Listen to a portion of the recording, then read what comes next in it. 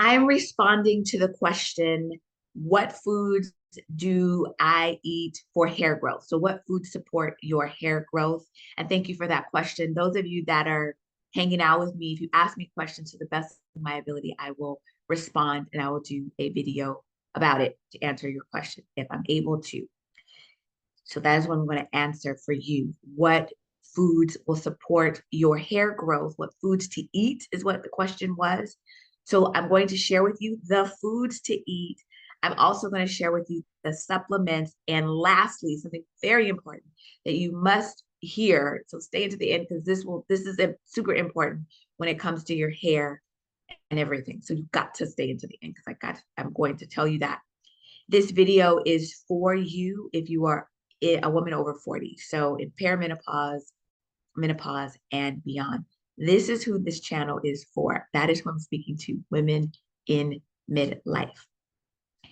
I am Robin, nutritionist. This is my 16th year, and 20 years ago, I really discovered that food will either kill you or keep you alive. I shifted my behavior, and it was life-changing for my health, my weight, and I was actually doing it for vanity purposes at first. But now that I'm 50, then I understand the power. And if you are anything like me, you want to go into this chapter or continue into these chapters, healthy, vibrant, and so forth. So I'm going to tell you the foods to eat. Foods to eat, because that was the question. Foods to eat for hair growth. Foods to eat. I'm going to talk about some supplementation, but I'm going to share with you the third thing that is super impactful that you must know. All right. So iron. Iron is one of those nutrients that can affect your hair if your iron is low. And iron-rich foods, green leafy, so your spinach, you always hear about spinach, beans, you can find it in meat, eggs, seafood, tofu. When you're hearing these foods, you're going to hear a theme that there's the green leafies support you in so many ways, or your tofu or eggs. The nutrients in those foods are very, very expansive and comprehensive. So they touch on all the different systems in your body. So listen to the list and just think about, do you have them in there? And then ferritin is needed to help your iron do what it needs to do in the body. You can drizzle some lemon over your leafy greens to help get the iron to absorb better. You want to eat copper-rich foods. So we're talking about supporting your ferritin, which is a nutrient that helps iron that you need. Shellfish, liver, if you don't eat liver, fatty fish, so like your salmon, sardines. I don't eat those either. Also, you can do oysters, lobster, and dark chocolate. Oh my goodness. And dark chocolate is really good for magnesium, but that's for another video. So those are foods that support your ferritin. And then zinc is another nutrient that is helping to support your hair. And these are the foods that support it. So remember, the foods that support your hair growth: cashews, pecans, almonds, chickpeas, black beans, white beans, kidney beans, sunflower seeds, pumpkin seeds. So your seeds, they help you with your zinc. Fruits and vegetables, always. Fruits and vegetables, always. The more produce that you put in your body, the better. And honestly, the foods that take away are inflammatory foods. And I'll make sure I link the video about that. Foods that you want to stay away from or avoid as a woman in your 40s. But if you are eating nutrient dense food, which I know it's difficult to do with the way that food is presented to us, and that is what I will always share with you. And if you want to go deeper into that and have a nutrition guide sketched out for you, I'll tell you how to get a hold of that. But those are the foods. So your iron, your zinc, and then the ferritin helps to support the iron. Vitamin D. So if you are deficient in vitamin D, it will not support your hair. So hair loss is a sign of vitamin D deficiency. And you can get vitamin D in a small amount from eggs, from mushrooms, from fatty fish like salmon. But your vitamin D comes from the sun. That is where, when the sun hits our skin helps to get it all ready to get into our blood. There's barriers to that. If you have melanated skin, so if you're black, it's not as it doesn't effectively happen. In fact, most black people or darker skinned people are vitamin D deficient. So if you do not supplement with vitamin D, I highly encourage you to do that.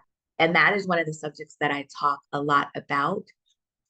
And I have the recommendation for the vitamin D supplement down below. But vitamin D3, and your question is, how much should I take? I have videos about that on this channel. Your perfect vitamin D dosage, that is here. So you can poke around after here to look at all of those, what to eat, what not to eat, how much vitamin D. The videos are here, and I'm always wanting to know what you want to hear. So supplementation, vitamin D is one of those supplements. Do you need to supplement with iron? Do you need to supplement with zinc? Not necessarily. If your iron is low, when you go to the doctor, then they will talk to you about the amount of iron that you would take. So I can't just hands down say supplement with iron, but you eat those foods that I mentioned. But vitamin D, so here are the supplements specifically for I'm going to talk hair, and I also did a video on supplements, but your vitamin D is critical. So vitamin D. And then I actually take encapsulated produce because we don't get enough fruits and vegetables. As much as we try to eat them, we're still lacking those nutrients. So I take a specific supplement, and again, I'll put it in the down bar, as to what I take encapsulated produce, and it has the pits, the peel, and the seeds. It supports my hair, and it supports my nails and skin and all of those things. So those are the only supplements I take for as far as my hair, the D and the encapsulated produce. And the last thing that I want you to understand, hear me when I tell you, ladies, hear me when I tell you,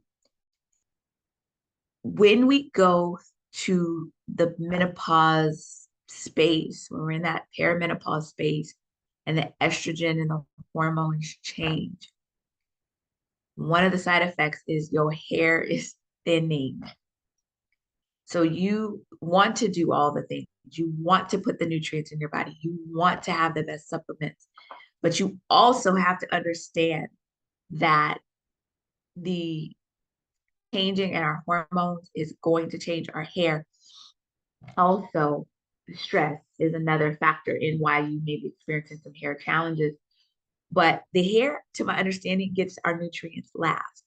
Like it takes it for the team, if you will. So our other parts of the body that is needing the nutrient, it's going to go there, and then the hair gets it last. The hair gets it last. And with the hormone changes, actually, it seems like the hair gets it first in that way. It gets assaulted first. So what do you do about that? Because that, if you're going to live to this age, it's inevitable that your cycle or your hormones are changing. And the only way, to my understanding, to rectify that is to first get your hormones checked. First get them checked. And I know it's beyond blood work. Let me know if you want to know more about that, because I got to do a video about that. But you got to get your hormones checked. And then based on where you are, look at restoration, either hormone replacement therapy or other natural remedies to help those hormones balance out. Because people just say, oh, it's just a part of aging. It's a part of our change in that chapter. But restoration, to my understanding, because I'm working on that too with you guys, is imperative to mitigate some of the things that are going on. Which brings me to the last thing that I want to say. If you want to go deeper, if you want to know more, I have a member, like Necessary Nutrition, we have a membership community. And as a member, I'm going to share with you 3 things that are part of that, and then all the other details are down below. When you are a member, the first thing that you are provided is with what's called the Necessary Nutrition Pause Plan menu.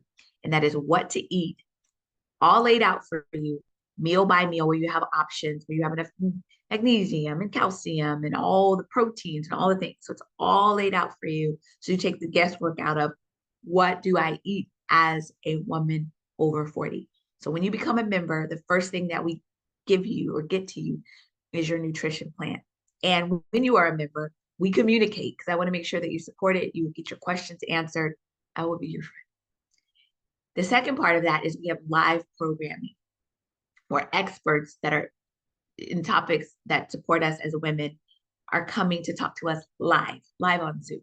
But you have access to experts that you would not otherwise have. And we have those programs. We have a phenomenal doctor, Dr. Lakeisha McMillan, coming to talk to us about hormone replacement therapy. And we get to connect with her live. So depending on when you're watching this, you either get to come live or you get to watch the recording of that.